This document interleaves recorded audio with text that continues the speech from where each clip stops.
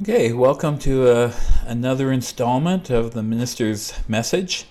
I'm going to be reading a short passage from Isaiah chapter 43, verses 18 through 21, and then chat a little bit about the new thing that God is about to do. So do not remember the former things or consider the things of old. I am about to do a new thing. Now it springs forth. Do you not perceive it?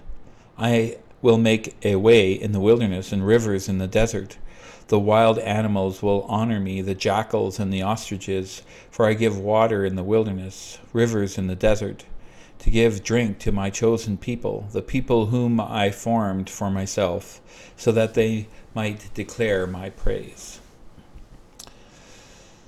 So, I've been thinking a lot about the other side of this time uh, of physical distancing and the stresses of it when things not return back to normal, but whatever the new thing is on the other side of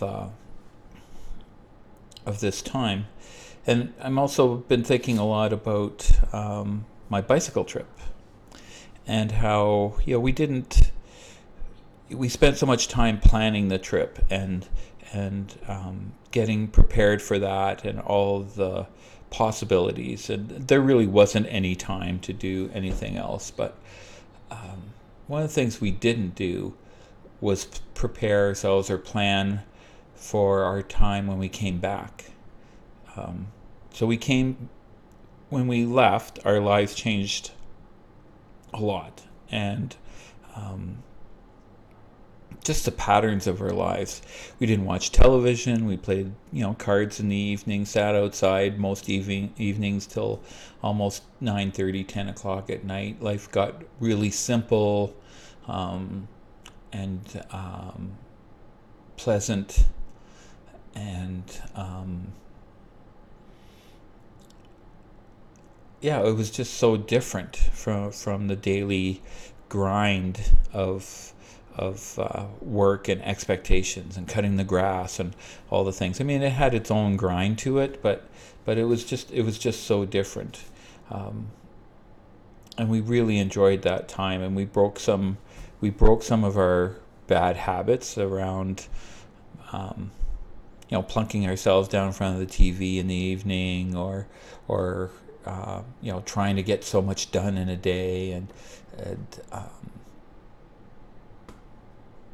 just the patterns that we get into that maybe don't give us much life. But we returned home, work ramped up really quickly and was super busy, and we just sort of went right back into almost the same old life. Not a bad life, right? But it really, we weren't prepared to take the best of our life from the 4 months away and incorporate it into our life when we returned, which would have meant also letting go of a number of things, and we just didn't do it. Our lives as people of faith can be described as this cycle or pattern of living and dying and rising again. And it's a moment by moment, day by day. It's not just the arc of our lives of living, dying, and rising again. I mean, that's the big arc of it. But it's a daily thing. Everything we let go of or change is a dying, and so a letting go, an ending, a decaying. The universe is made up of that. Nothing is lost. It decays and creates and decays and creates and decays and creates into something new, right? So whatever decays is born again as something different, and that's the cycle. And so thinking about all of that in our context, and then reading Isaiah, who's talking about the people of Israel who had been exiled and sent to Babylon, and now they're coming back.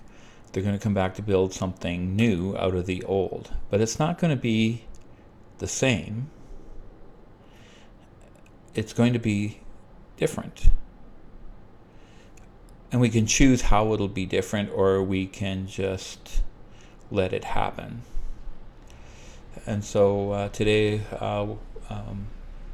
hanging out with a colleague, I asked that person what they would like to see be different on the other side of this. And this person really struggled for a little while to answer that question. Rightly so. It's not an easy question. But I'm going to ask that question of all of us. I think a lot of us want something different on the other side, but I'm not sure we know what that is. I'm not sure I know what that is. There are some things I would like to leave behind, but I think it has to begin with the vision of what the new thing will be. What is that new thing that God is about to do in our lives? Right now we're in kind of the dying, and rising is happening every day. Right now is a living, dying, and rising. There's so much that we feel like we're leaving behind, and we're grieving that, even in the midst of our different type of living, and we're rising every day to that new thing. So what would you like to see different in your life? And what would you like to see different in your community, in your neighborhood, in our province, our city, our country? I think there's a lot of opportunity here for change, the kind of change that brings life, that brings wholeness. But first we have to be willing to go through that dying. We want to rush to the rising. We want to rush to the new thing, whatever that might be. We want to rush to get our lives back. I think if we're not prepared moving forward, if we're not clear in our minds and in our hearts what it is that we long for and how things can be different, we're just going to go back to the same thing. And so then the living and dying and rising to the same old thing seems kind of pointless. We are not alone. We live in God's world, and we have each other. Thanks be to God.